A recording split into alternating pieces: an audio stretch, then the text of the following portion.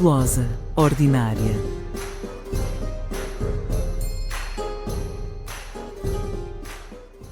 Olá, bom dia, boa tarde, boa noite. Este é mais um episódio do podcast Glosa Ordinária. O episódio de hoje será dedicado ao tema das Crónicas Universais e será um debate entre mim, Joana Gomes, e Mariana Leite. Bom dia, Mariana. Olá, Joana. Então, hoje vamos elucidar os nossos ouvintes sobre o que é que são Crónicas Universais medievais e então começo precisamente por te perguntar o que são Crónicas Universais. O que são Crónicas Universais? Basicamente, as Crónicas Universais são o que subjaz a toda a historiografia medieval. Primeiro, convém pensar o que é historiografia. Isto é uma coisa que eu costumo fazer muito, o que é historiografia, o que é medieval, o que é europeu. Mas começando pelo o que é historiografia, é uma escrita da história com uma intenção política que muitas vezes tem elementos que são alheios àquilo que nós consideramos a fonte histórica legítima por si, a fonte do facto, mas inclui também matéria que nós excluiríamos naturalmente da historiografia, porque não é matéria historicamente precisa. Portanto, matéria bíblica, por exemplo, textos sagrados, textos romanescos, textos líricos, que são incluídos porque são tidos como fontes para um evento histórico. Não uma fonte, na percepção que nós temos de uma fonte clara e exata, mas uma fonte quase como em segunda ou terceira mão.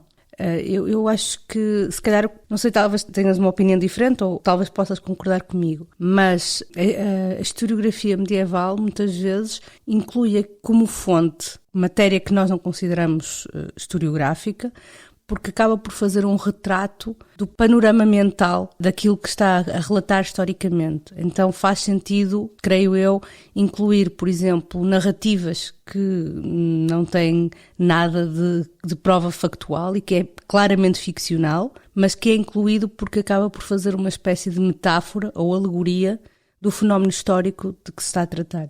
Sim, concordo contigo nessa última parte. Aliás, como disseste bem, isso transcende a realidade das Crónicas Universais, é uma prática de escrita, um artefacto cultural que é transversal a toda a historiografia. Digamos que as fronteiras entre o que é ficção e verdade são ligeiramente diferentes. Elas existem porque muitas vezes encontramos em alguns historiógrafos reflexões sobre a verdade, mas o que é verdade e o que é ficção não encaixa, digamos, plenamente nos nossos conceitos atuais de verdade e ficção. Digamos que a ficção tem uma verdade própria e uma função própria, exato, como tu disseste, no contexto da historiografia medieval. Portanto, nós estamos um bocadinho num momento pós-positivista. Aliás, nós trabalhamos deste modo, como os nossos colegas que hoje não estão cá, o Filipe Moreira e o Pedro Monteiro. Trabalhamos um pouco no sentido de não descartar a ficção como algo impróprio, como se fazia no século XIX, em que a análise dos textos se centrava na discussão do isto é verdade, isto é mentira, isto é verdade, isto é mentira. Depois havia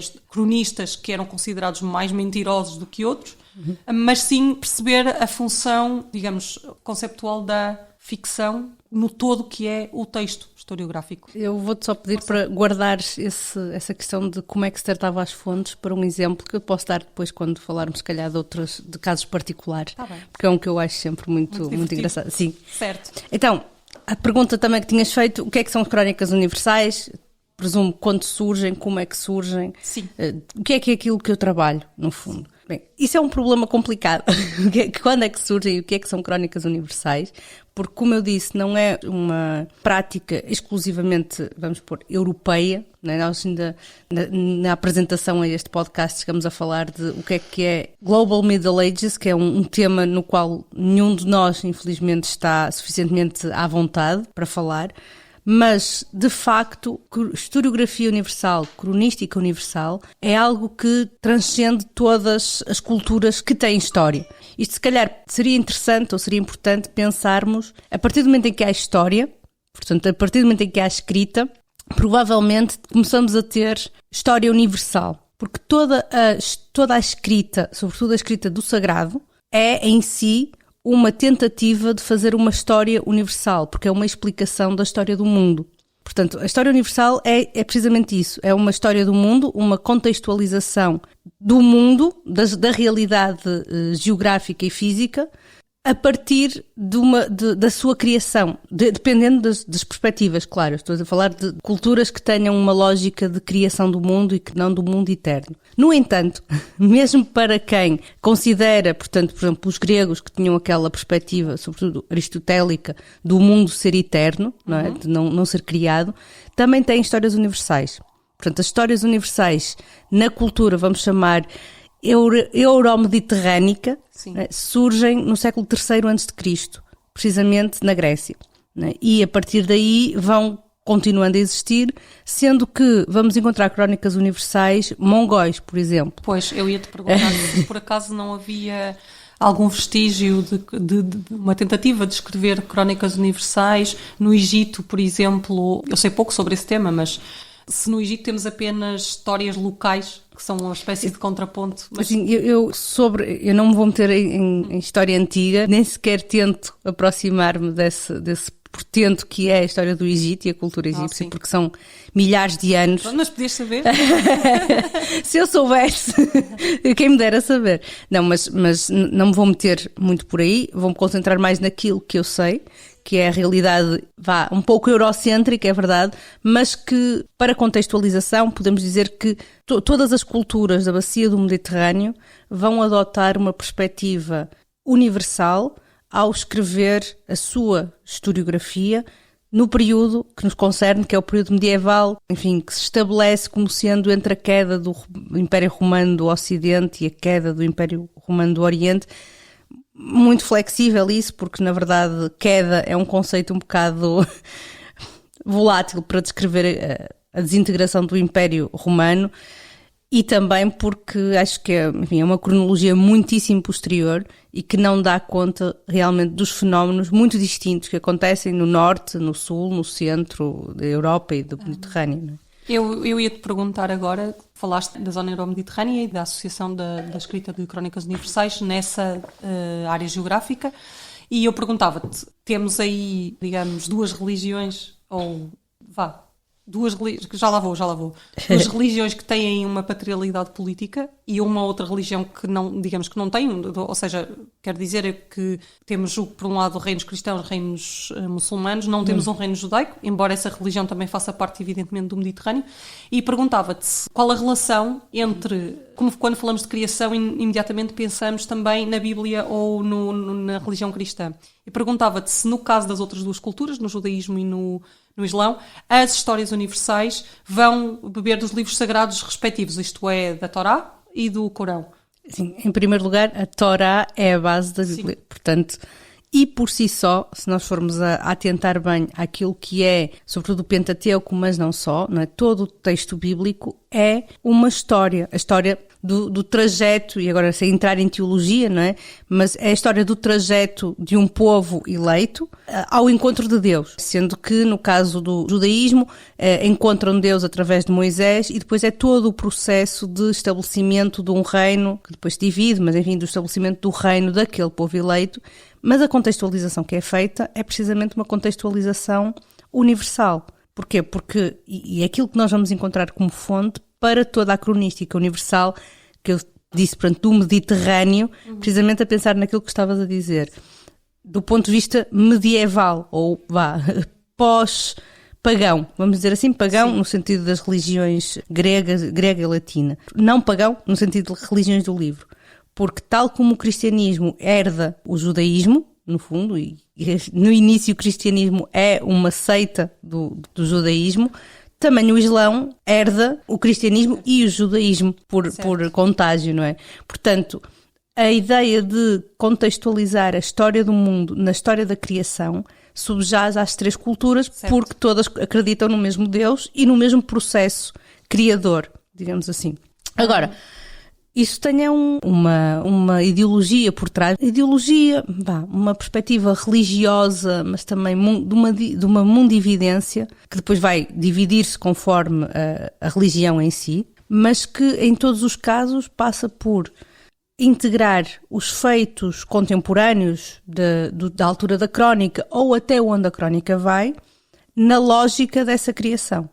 Isso é um aspecto muito interessante que depois, se nós compararmos com a cartografia, sobretudo a cartografia medieval de origem centro-europeia, sobretudo cristã, nós vemos muito bem isso, que é um mapa do mundo que inclui portanto, o espaço geográfico conhecido, mas também os elementos históricos sobrepostos. Temos várias camadas históricas todas no mesmo espaço, porque é essa a percepção que se tem, que a história acontece toda ao mesmo tempo no lugar da criação, que é o mundo. Não sei se me fiz... Não, pronto, para mim foi bastante claro. O mapa é uma espécie de representação da eternidade da criação, digamos, e de como ela se manifesta depois em sucessão ao longo do tempo, mas que no mapa... o evento que estamos a viver hoje não seria possível sem todos os momentos que vivemos anteriormente e, como tal, eles estão representados no mapa. Não sei Sim, se é isso no fundo acaba por ser um bocado até quase muito pós-moderno. Eu não estava é? a pensar nisso, mas não disse. Sim, é uma espécie de internet. Não, é mesmo aquela noção de que o fenómeno do passado é um pouco... quase como uma teoria da relatividade em ação escrita, não é? Porque, ou gráfica, porque nos mapas se vê isso. E os mapas estão muito ligados à história, sobretudo os mapas universais, e se calhar eu devia também dizer o que é isso de universal neste contexto, não é? Sim, por favor. Então, voltando então e dizendo o que é o universal, quando se fala de história universal e de mapa universal, estamos a falar de uma tentativa de relatar tudo aquilo que se conhece, que existe. E o esquema mesmo que é utilizado é um esquema que é baseado precisamente na Bíblia. Estou a falar da cultura cristã. Ou seja, obviamente que não existem Américas, nem a Oceania, não é? nesta visão. Existem 3 continentes que se conhecem e cuja divisão é feita tendo o centro sempre em Jerusalém, por razões que acho que serão evidentes, por causa de ser a cidade, e curiosamente a cidade santa para as 3 religiões. Sim. Não é? Em graus diferentes, mas sim, claro. Portanto, de qualquer das maneiras, é o umbigo, digamos assim, do mundo, é sempre Jerusalém. E depois divide-se o mapa, que também é aquilo que é relatado na historiografia, em 3 continentes, cuja divisão é feita a partir precisamente da tradição bíblica. Os nossos ouvintes não podem, evidentemente, nós não podemos mostrar em direto todas essas representações universais do mundo, mas o que vamos fazer é deixar disponíveis algumas indicações dadas pela Mariana no nosso site, no nosso podcast, e depois podem visualizar esse link e terem uma noção do que é que são realmente esses mapas universais. Espero que consultem e que vejam e que gostem desses mapas tanto quanto nós gostamos dos mapas, dos manuscritos. Mas voltando então à questão das histórias universais e da relação, quais são da cultura, digamos, europeia medieval? Agora vamos nos centrar mais nesse domínio. Quais são os exemplos mais conhecidos que tu apontas, ou aqueles que, digamos, que tiveram uma posteridade maior, de que, digamos, se tu tivesses que eleger o best-of das crónicas universais europeias medievais, o que é que tu apontarias? É assim, eu devo começar por dizer que a historiografia universal existe desde o início, digamos assim, ao longo de toda a Idade Média, Antiguidade Tardia. Estamos aqui a incluir autores como Isidoro de Sevilha, por exemplo, ou mesmo Orósio, Eusébio de Cesareia, que é do século III, portanto, São Jerónimo, e é engraçado porque nós pensamos São Jerónimo, tradutor da Bíblia, mas de facto aquilo que o São Jerónimo vai fazer é pensar a Bíblia a partir de uma perspectiva de história universal. E agora se calhar aqui um bocado de informação que talvez seja aborrecida, não sei, mas aquilo que o Jerónimo vai fazer é pegar numa tabela que tinha feito Eusébio de Cesareia para se poder comparar lado a lado todos os impérios e governos da humanidade. Isto porque é possível assim ver o que é que está a acontecer em vários momentos históricos ao mesmo tempo, comparando sempre com a Bíblia, que é obviamente o cerne. Até se fala da crónica de Eusébio Jerónimo. Exatamente. Precisamente por isso. São os cânones crónicos de Eusébio, que depois Jerónimo refaz, não é? É uma espécie de parceria forçada. Mas... Sim, porque não se conheceram. Sim, exatamente. Mas essa obra foi determinante depois para o desenvolvimento da historiografia universal europeia? Sim, é o esqueleto. Basicamente é o esqueleto e também já deixa assim, que eu não falei disto, mas falo agora, deixa já assim o espaço para se incluir aquilo que nós, à partida, se estivermos a pensar na história sagrada, na história da Bíblia, enfim, não costuma ser incluído, que é toda a matéria da antiguidade. Portanto, eu falei dos impérios e dos governos do mundo que ocorrem ao mesmo tempo em que estão a decorrer os episódios diferentes da história bíblica, não é? Por exemplo, ao mesmo tempo que estão os juízes de Israel, que ainda não há um reino, que ainda são juízes, decorre dos acontecimentos literário-culturais, mas que é tido como um acontecimento histórico, que a Idade Média vai adorar e glosar, se calhar aqui glosa faz sentido, ao limite, que é a Guerra de Troia. Os medievais conheciam a Guerra de Troia, adoravam a matéria de Troia, adoravam mesmo, era um... Se falassem best-seller, era mesmo a matéria de Troia, que seria a par claro, a história bíblica, não é, por motivos bastante evidentes, religiosos, mas a matéria troiana, que é, portanto, a história da destruição, da guerra e destruição de Troia e depois subsequente fuga de Troia, de Enéas e depois construção de Roma, porque, claro, não é? É das coisas que são mais glosadas e mais fundamentais até para justificações imperiais que nós vamos encontrar na Idade Média. Falaremos dessa questão do Império mais adiante, mas eu voltava a perguntar-te então quais é que são os teus exemplos, se tivesses que escolher ou salientar obras da história universal europeia medieval, quais seriam? Pela sua importância ou pela sua originalidade ou pela sua difusão? É assim...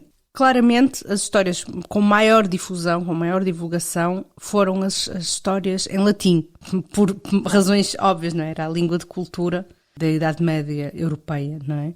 Em latim, assim, estás a pedir se calhar uma coisa um bocado difícil, mas independentemente da divulgação, nós temos em várias latitudes produção de histórias universais e depois muitas vezes a tradução da Bíblia, porque existem traduções da Bíblia na Idade Média, é associada com a elaboração de histórias bíblicas que se aproximam muito da história universal, mas se eu for então colher uma de muitas, vou ter que ir para o centro do Sacro Império Romano-Germânico, porque são os que mais precisam, digamos assim, de reivindicar uma herança imperial, e as crónicas universais servem muito para isso, e então se calhar escolho assim, para fora da península, vou escolher a crónica das duas cidades de Otto de Freising.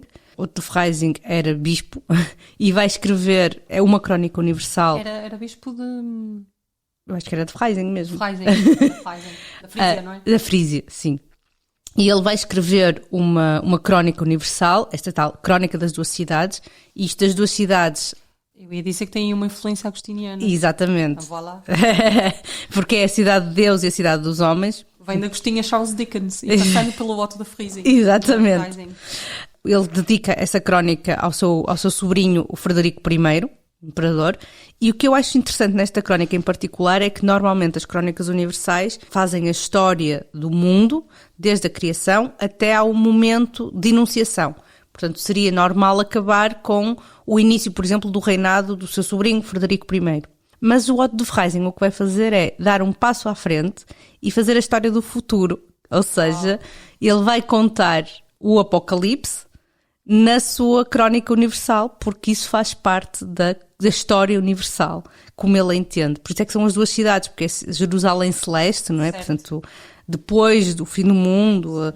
Então eu acho que essa é especialmente interessante por causa disso. É muito interessante porque, digamos, adere à mensagem bíblica plenamente, no sentido em que não só a criação está determinada por esse texto, como o fim da criação também está determinado por esse texto. Na maior parte das crónicas, digamos, o final não é contemplado. Pois. É quase como se a Bíblia fosse apenas um mote para explicar a criação, mas se calhar é a mais bíblica de todas as crónicas universais. Sim, e sendo em latim, pronto, para ele escolher uma em latim e outra em língua vulgar. Tá bem. E em língua vulgar já sabes qual é que eu vou escolher. Sei. Então, Diz aos nossos ouvintes. sem dúvida que é a General História de Afonso X, porque é um portento, tanto do ponto de vista historiográfico, digamos assim, como projeto, como do ponto de vista literário. É uma coisa absolutamente monumental, é enorme, não chegou a ficar concluída, só ficou praticamente a meio do projeto, porque fica com a vida da Virgem Maria. É como o J.R.R. Martin. Pior. Pior porque enfim, a edição que foi feita mais recente, em 2009, são 10 volumes. 10 volumes e só temos metade do trabalho. Portanto, acho que por aí dá para perceber como é grande. Mas não é só ser grande, é ter muita coisa. Ter muita coisa. Daí o projeto não ter sido acabado. Vamos já falar mais detalhe da General História, mas antes disso eu perguntava-te se a General História é o único exemplo de crónicas universais produzidas na Península Ibérica. Não. Temos em vulgar e temos em latim. Em latim, enfim, as duas mais conhecidas são a História Rebus Hispaniae. Aí se calhar discordava, mas pronto. Tens o Chronicle Mundi de Lucas de Tui? Sim, eu troquei as duas. Ok, sim.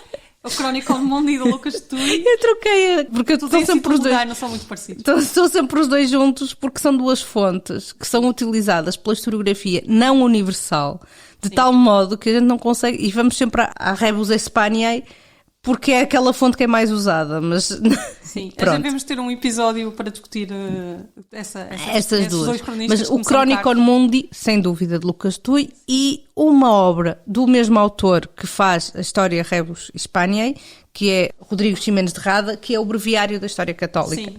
Não é? Que é Breviário da História do Mundo, porque católica isso quer dizer. Mas há uma terceira que me estou a lembrar agora, que é a Crónica Nagerense. Sim. Que é anterior a todas estas, é no final do século XII. Sim. Escrita na zona de Nagera. E quase sempre é precisamente essa ideia de, muitas vezes, que acontece em várias crónicas universais por todo o lado, que é contextualização universal e depois foca num território. Exatamente. Não é? É exatamente isso que acontece. Por exemplo, no território mais alemão, aquilo que nós vamos encontrar, sobretudo a partir do século XIII, final de XIII, XIV, vão ser as chamadas crónicas urbanas. São crónicas universais, mas que depois se vão concentrar na história de uma cidade. E não... Tens algum exemplo em particular? Jan der Hennickel, que faz uma Weltkrónica que é urbana, portanto é uma crónica do mundo, mas que é para a sua cidade. Portanto, é um caso. Temos estes exemplos de crónicas universais, eu também não me estou a lembrar de mais nenhum na Península Ibérica. Em vulgar, temos, quer dizer, o Libro de las Generaciones, que começa por ser o Liber Regum, que funciona como uma história universal. Não é? Portanto, muito esquemático, é um livro muito, muito misterioso, acho eu, em termos de narrativa. Sim, é muito, lá está até o nome, né? Liber Regum é o livro dos reis. Sim. Atenção que o título é posterior, não foi dado durante a Idade Média. Sim, mas de facto aquilo é um livro dos reis desde a criação, não é? De Adão, até ao período de redação, que depois é traduzido para castelhano, convém dizer-se, não é? Que é um texto navarro com influências aragonês. Exato, eu ia dizer navarro-aragonês, e que depois é traduzido em meados do século XIII para castelhano, e também é uma das fontes principais para a General História. Sim, claro. Não dissemos foi quando é que foi escrito, por volta de 1194. Sim, pronto, final do século XII. E a maior parte destas crónicas vão aparecer com mais vigor precisamente no século XII, as latinas, e depois, a partir do século XIII, há uma explosão de crónicas, final de XII, início de XIII, uma explosão de crónicas universais em línguas vulgares por todo o lado, que é bastante interessante, porque vê-se no caso alemão, mas também se vê no caso ibérico. Estou a comparar os dois porque são aqueles que conheço melhor e interessam-me também por outras razões que têm a ver com a motivação ideológica por trás destas crónicas. Lá iremos, deixamos esse o prato mais tituloso para o fim. Ia-te perguntar, então, temos esse boom, portanto, é um período forte da produção de crónicas universais, final do século XII e, digamos, primeira metade do século XIII, diria eu, ou todo o século XIII. E depois na Baixa Idade Média e no Early Modern, achas que há um decréscimo de interesse pela historiografia universal? Eu acho que a historiografia universal nunca desaparece, e será uma coisa que eu estava a pensar também, porque se nós formos a ver, até hoje continua a haver a produção de histórias universais. Nós nunca perdemos o hábito de escrever histórias universais, não é? E grandes compilações de história que falam precisamente de vários acontecimentos no mundo todo ao mesmo tempo. Portanto, até que ponto é que isso desaparece? Nunca desaparece. Sim. não é? Aliás, eu acho que há uma espécie de oscilação entre o local e o universal. Exato. Vemos isso também na historiografia do século XX, XXI, em que tivemos um período em que a história local era aquilo que se fazia, portanto, olhar para o pequeno para depois tirar relações para o grande. E agora estamos num período de, digamos, de global, global Middle Ages, como tu já disseste no início deste episódio. Então, estamos agora a aproximar-nos do final do nosso... Deixa-me só acrescentar uma coisa rápida, claro. Antes que falaste do Early Modern, o que é que acontece? Sim, desculpa. Também há uma grande revolução, é que de repente a historiografia universal, como era pensada ao longo de toda a Antiguidade e Idade Média, vai ter um abalo brutal, porque de repente não há 3 partes do mundo, como se pensava, mesmo os que não seguiam a Bíblia, os romanos e os gregos, faziam a divisão do mundo em 3 partes, e de repente temos uma 4ª parte com pessoas a viver, que são as Américas, e isso vai abalar completamente a ideia de história do mundo e vai mudar muito como é que se vai fazer a história do mundo, porque até então, portanto, mesmo a questão da povoação dos continentes era feita a partir da tradição bíblica, portanto, que se dizia que eram os 3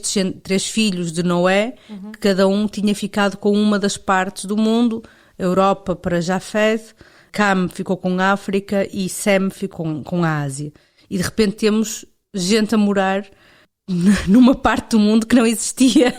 Isso vai ter um abalo muito grande, mas a verdade é que se vai continuar a ter crónicas universais, não claramente com os mesmos princípios que temos aqui, não é? Sim, por acaso eu tive num jantar há poucos dias e tive uma conversa em que se falou precisamente da questão dos descobrimentos e da importância que os descobrimentos tiveram para pôr em causa o modelo conceptual do mundo, ou seja, já não servia o modelo proposto pela Bíblia, como acabaste de relatar, dos 3 continentes. Havia um outro continente, era necessário explicar isso.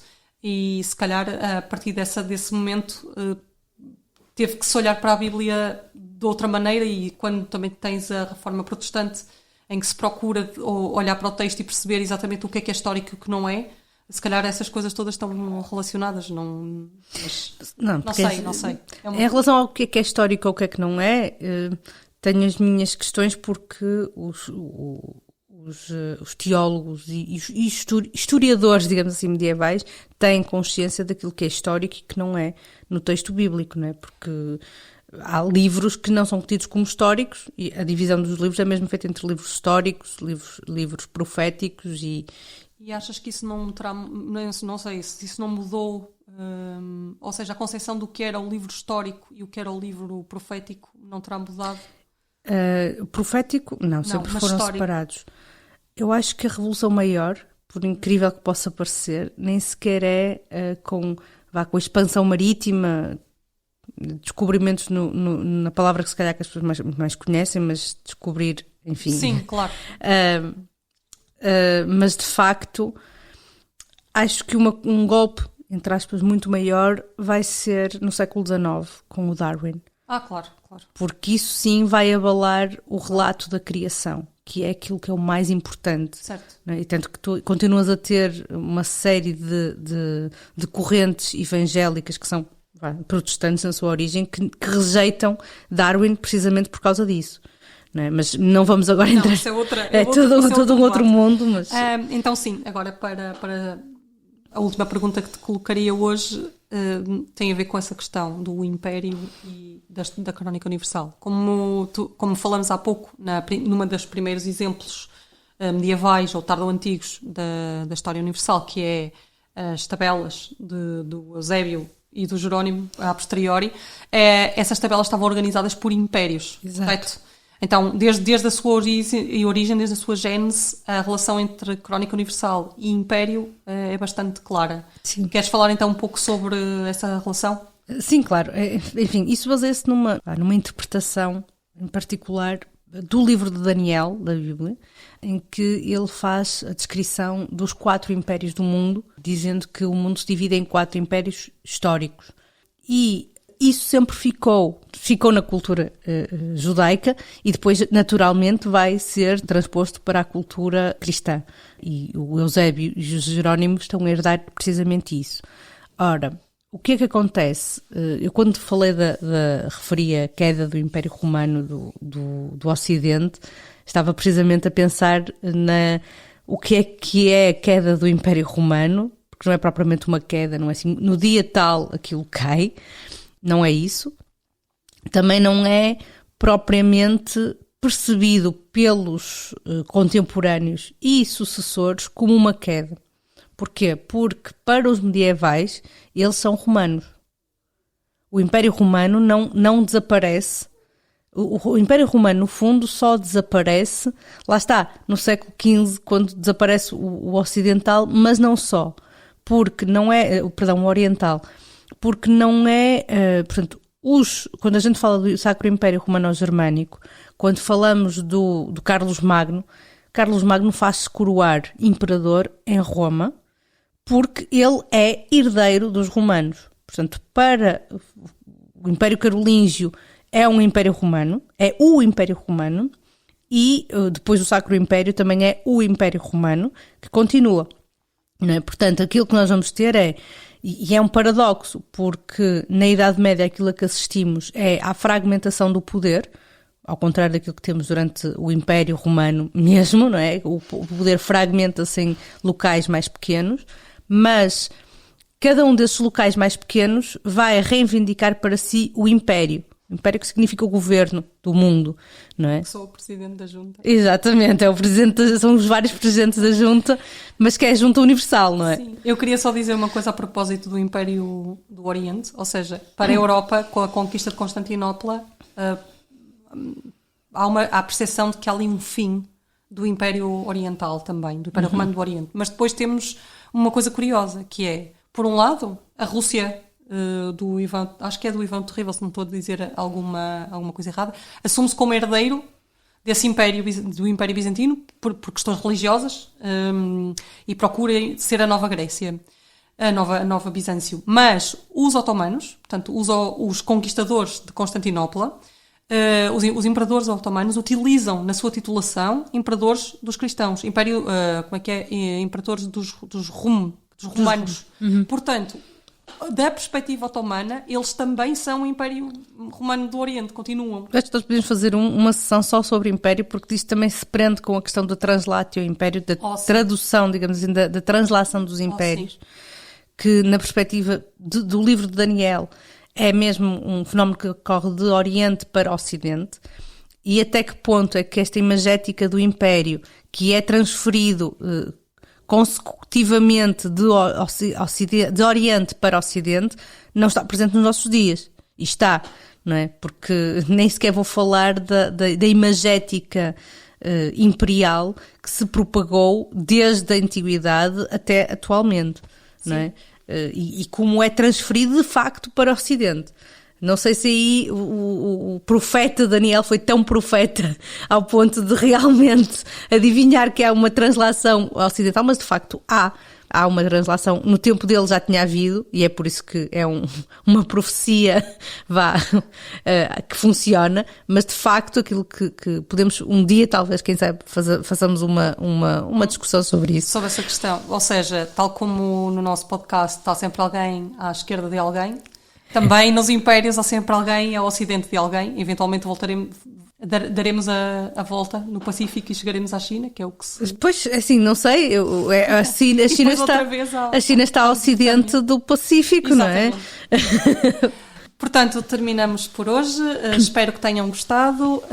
Teremos próximos episódios em breve. Muito obrigada. Obrigada, Mariana. Obrigada, Joana. E obrigada a todos. Obrigada. Dia. Boa tarde. Boa noite.